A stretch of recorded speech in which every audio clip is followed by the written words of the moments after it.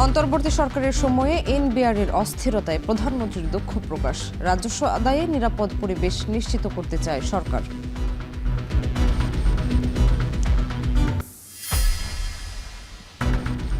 প্রধানমন্ত্রীর সফরের জন্য অধীর আগ্রহে অপেক্ষা করছে দিল্লি, জানালেন দীনেশ ত্রিবেদী।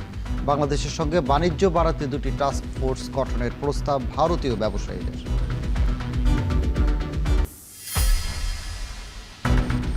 রোহিঙ্গাদের ফেরাতে মিয়ানমারের তালিকায় অসঙ্গতি নিয়ে ঢাকার আপত্তি। আল কায়েদা ইস্যুতে জাতিসংঘের প্রতিবেদন আওয়ামী লীগের প্রোপাগান্ডা, মন্তব্য পররাষ্ট্র প্রতিমন্ত্রীর।